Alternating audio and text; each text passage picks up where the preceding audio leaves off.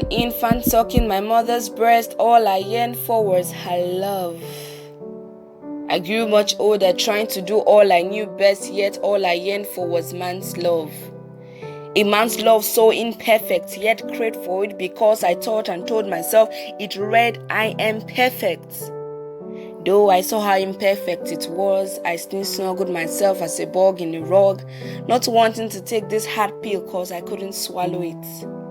Would you blame me? Man's love showed me all shades of wrong, still left me without a choice. It was as though I had a multiple choice question right in front of me with options, but I wanted to choose them all. I grew in love. I also grew to love. But I felt something was missing, like a word in a cross puzzle with its grid of white and black shaded squares. I couldn't figure it out even if I knew all about the figures of speech. I called him Candy, not knowing that he was my crush. Guess what? This Mr. Candy Crush wasted no time to crush me into 1,000 pieces. I couldn't pick up myself at that point because the angle of my life couldn't even make a vertex.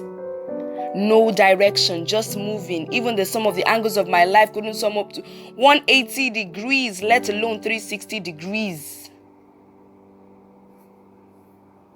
I picked up the pieces and left. I had to leave.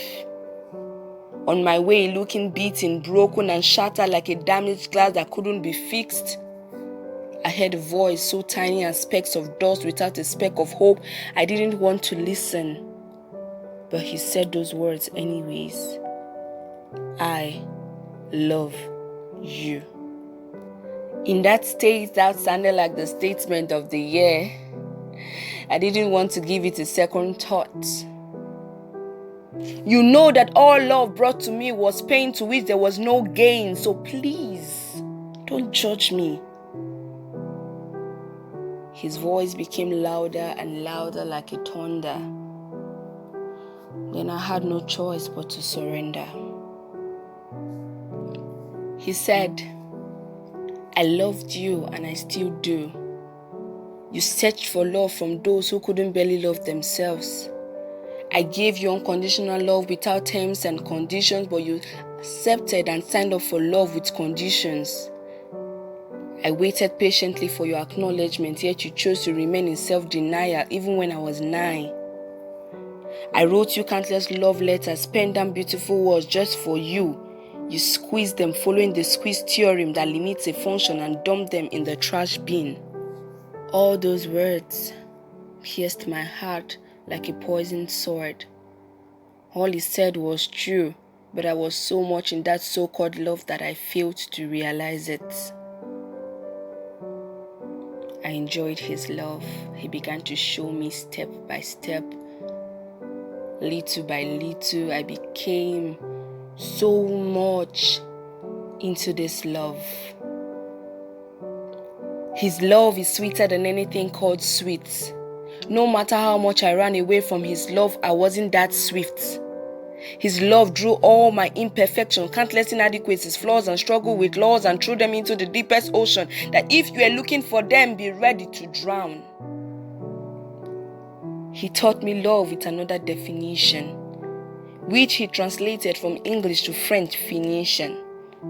His love wasn't like a fiction that I read in novels or watched in movies. It was novel, so original, not scripted and pure.